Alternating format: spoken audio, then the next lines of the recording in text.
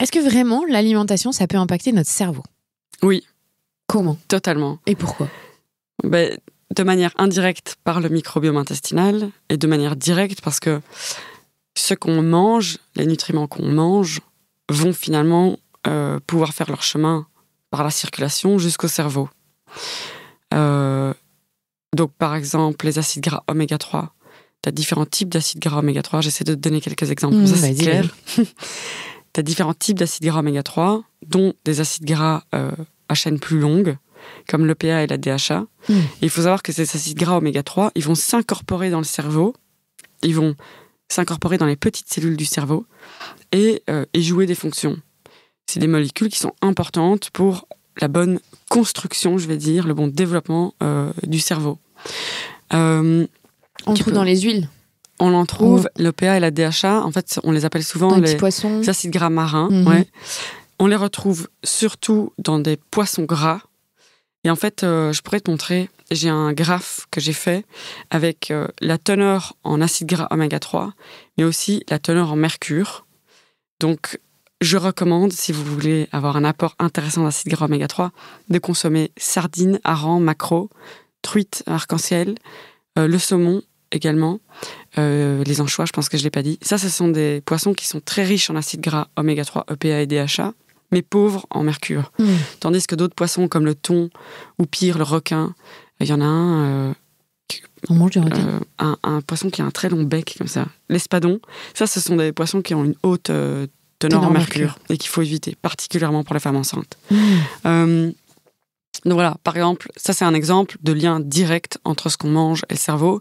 Il faut aussi se dire que tous les petits neurotransmetteurs qui sont synthétisés dans le cerveau, il y en a certains qui sont synthétisés uniquement à partir de petites molécules qu'on retrouve dans l'alimentation. Par exemple, dans les protéines, la sérotonine qui est un neurotransmetteur impliqué dans l'humeur, dans le contrôle de la prise alimentaire et qui est un peu problématique dans la dépression, par exemple.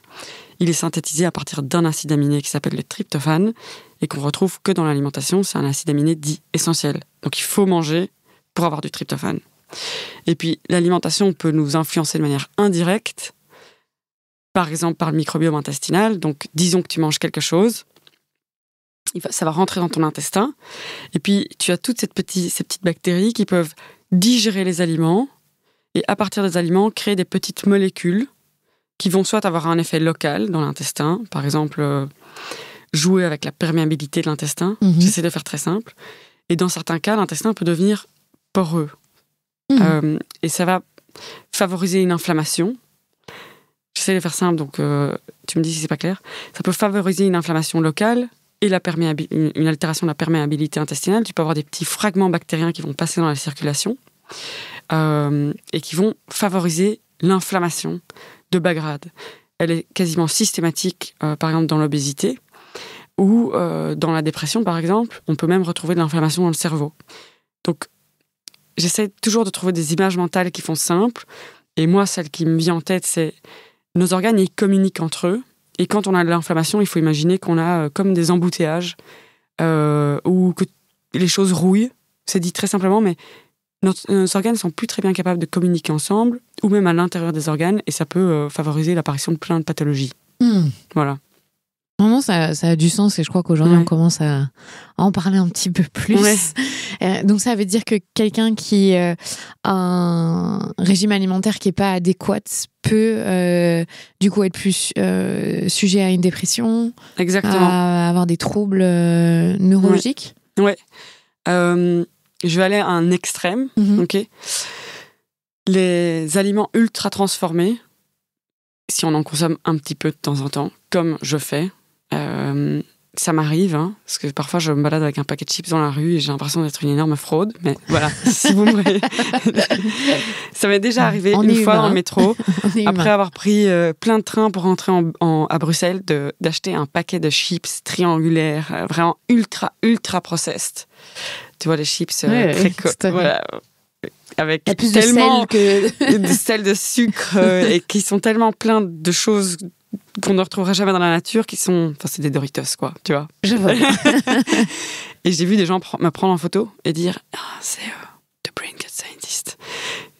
Et je me suis vraiment sentie comme une fraude. Donc, bref, je mange de temps en temps des aliments ultra transformés. Mais une alimentation qui est riche en aliments ultra transformés, donc où on consomme trop d'aliments ultra transformés, est associée à une augmentation d'énormément de maladies, la dépression, l'anxiété, les insomnies, mais aussi des maladies cardiovasculaires.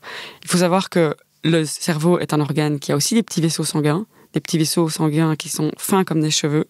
Et si on a des problèmes cardiovasculaires, que notre sang ne circule pas très bien, ça peut altérer le fonctionnement du cerveau. Il y a d'ailleurs un type de démence qui est le plus fréquent, donc démence un peu quand on perd la boule quand on est vieux.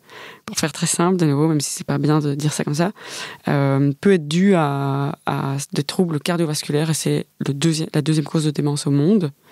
Et puis les cancers, enfin voilà, une alimentation ultra transformée favorise l'apparition de plein de maladies. Et ça, même chez les enfants ? Oui. Déjà ? Parce qu'on le sait, nos enfants nous réclament tout le temps des bonbons, des chips, les gâteaux. C'est très difficile de lutter contre ça quand on a des enfants, de ne pas leur en donner, de restreindre. Est-ce qu'il y a un effet plus fort chez eux parce qu'ils sont plus vulnérables, tu sais ça, ou en tout cas c'est le même fonctionnement? Alors, il n'y a pas d'études d'intervention faites chez les enfants, ni chez les adultes avec des aliments ultra transformés, ce serait pas éthique.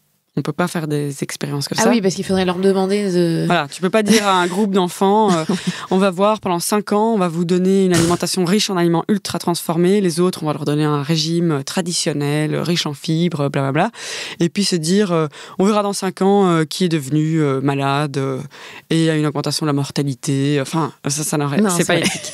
Il y a eu, en fait, une seule étude au monde qui a été réalisé avec des aliments ultra transformés et qui visait à voir l'impact sur la prise de poids. Bon, évidemment, les gens qui consommaient des aliments ultra transformés ont pris beaucoup plus vite du poids et l'autre groupe n'en a pas pris. Mais donc, il n'y a pas d'études faites chez l'enfant, mais il faut juste dire que le cerveau, il se développe jusqu'à à peu près 21 ans. Et en fait, on a des fenêtres de tir dans nos vies où c'est vraiment très important de s'intéresser à notre alimentation, particulièrement quand le cerveau est en plein développement. Donc la petite enfance et quand on est dans le ventre de sa maman, c'est absolument crucial de faire attention à son alimentation. Mais jusqu'à 21 ans aussi, il y a des choses à... Voilà, on crée un cerveau qui est en train de se développer. Donc si on lui apporte pas ce qu'il faut, la stimulation qu'il faut, ça aura des conséquences à vie. Alors si on veut être pratique, parce que je sais que tu aimes bien donner des exemples très concrets, juste changer une chose en alimentation, comme par exemple le petit-déj, est-ce que ça a des conséquences assez positives ou il faut faire un 360 qui demande beaucoup d'efforts aux gens? Alors, juste changer son petit déjeuner. Évidemment, il faut changer la qualité globale de l'alimentation, mais je pourrais te donner des petits conseils vraiment pratiques. Mais juste changer son petit déjeuner peut avoir un impact visible le jour même. Donc ça, il y a plein d'études qui sont faites chez les enfants. Je te parle d'enfants parce que je sais que ça t'intéresse. Et qui montrent qu'un petit déjeuner qui a moins de glucides, une charge glucidique moins importante, mais aussi des glucides qui sont à index glycémique plus élevé. Je vais donner des exemples.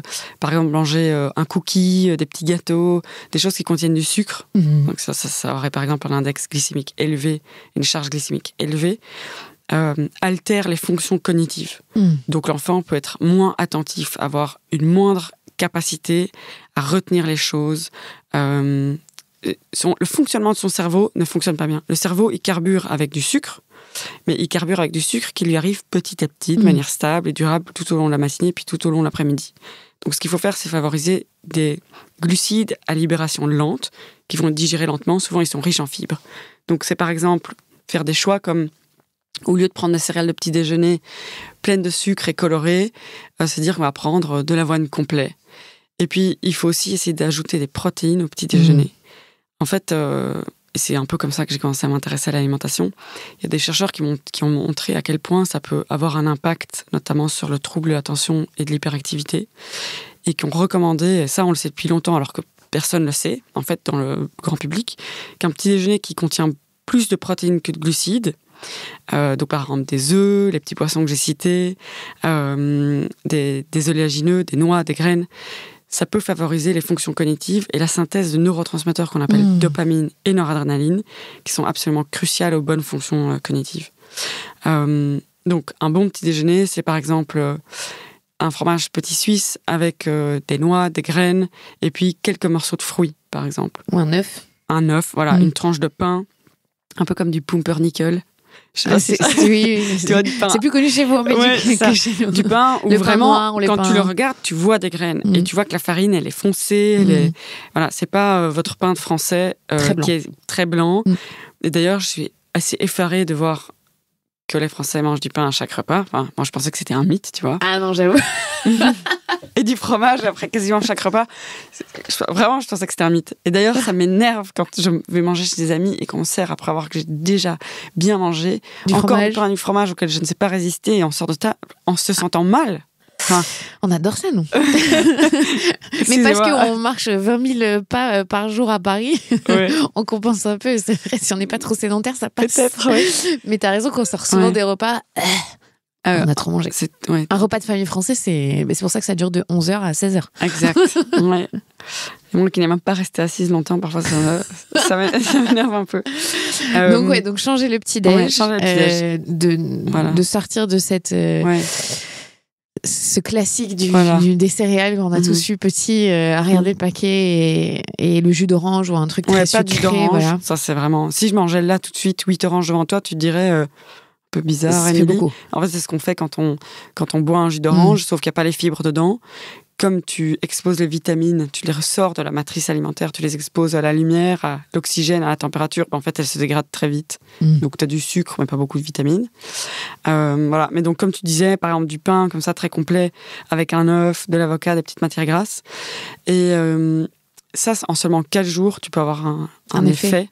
Par exemple, tu as un effet le jour même, mais des études ont montré qu'en seulement 4 jours, chez des étudiants à l'université, les participants qui ont un régime plus riche en sucre et en acides gras saturés qu'on retrouve par exemple dans les produits de source animale, comme la viande ou le fromage, versus un petit déjeuner qui est plus riche en protéines et moins riche en sucre, les participants du premier groupe ont une altération de la mémoire. Donc, on leur a donné des tests où ils doivent apprendre plein de mots et puis les restituer. Ils sont testés chaque jour. Et après 4 jours, ce groupe-là n'est plus capable de bien restituer les mots qu'il a appris. Alors que l'autre, oui. Donc tu te dis, si seulement en 4 jours, on voit un effet comme ça sur notre fonction d'apprentissage, notre fonction mnésique, on dit, qu'en est-il des personnes qui mangent comme ça à vie? Donc vraiment, le petit déjeuner de nos enfants est crucial. Ouais. Mais moi, je vais donner un exemple. Tu vois, j'ai une de mes 3 filles qui est très active, on va dire. Et quand j'ai pas le temps et qu'elle me demande du sucre le matin et que voilà, je lâche, je vois son comportement dans la fin de matinée, mais qui n'a rien à voir. Elle rentre le matin. Chez nous, on a souvent des crêpes sarrasin avec des sardines, avec de l'avocat ou un œuf, et qu'elle mange avec moi. Parce que quand moi je le mange devant elle, elle veut en prendre, mais c'est pas la même enfant en fin de matinée. Vraiment. C'est juste sur quelques heures, moi je le vois. Chez mes 2 autres filles, c'est moins fort l'effet. Est-ce qu'on est aussi individuellement plus ou moins réceptifs? C'est ça. Je donne des conseils de manière assez générale, mais on est tous... différents, et donc c'est comme ça que je m'en suis rendu compte. Moi, je souffre de troubles de l'attention et l'hyperactivité. J'aime plus dire que je souffre parce que aujourd'hui, parfois, je me dis que c'est plutôt une force. Ça a été une force dans ma vie. Les neuroatypiques, c'est une force, on le dit. Hein. Moi, j'ai l'impression, aujourd'hui, c'est une force. Adolescente. Le TDAH. Ouais, le TDAH. Adolescente, si je n'avais pas été bien suivie et si j'avais pas eu les parents que j'ai, je pense pas que j'aurais survécu. Voilà. Ça a été très dur. J'imagine. Voilà. Et en fait, personnellement, si je mange quelque chose de sucré au petit déjeuner, il va y avoir des répercussions. Petite, j'ai fait le test, mais de manière intuitive. Mais aujourd'hui encore, je sais, quand je mange, je sais pas, un truc très sucré, je vois mon mec qui me regarde, genre... T'es pas la même. Please, don't. Et après, je suis genre... surexcitée, et puis après il y a un crash, tu vois. Ma fille, je vois ce crash, je dis oh là là, qu'est-ce que je lui ai donné au petit déjeuner, c'est de ma faute. Donc voilà. Mais ce changement de petit déjeuner, là c'est pas la scientifique qui parle, c'est la personne qui fait des expériences sur elle-même. Ce changement de petit déjeuner m'a permis d'arrêter mon traitement, donc la Ritaline, que j'ai pris quand même pendant des années, et c'est un peu de gérer mon trouble un peu mieux. Sauf qu'à l'époque, je savais pas que j'étais en train de faire quelque chose de positif, qui était backed by science, mais pendant mes études, je me suis rendu compte qu'en fait, ce que je faisais était assez intelligent. J'ai travaillé avec des neuropsychiatres qui m'ont dit « Ah, mais la manière dont tu manges, c'est comme tel régime. » Et en fait, c'est comme ça que j'ai décidé d'arrêter neurosciences pures et me concentrer sur ça. Parce que tu l'as vécu toi-même. Voilà. De base. Exact. Et trop intéressant, j'adore.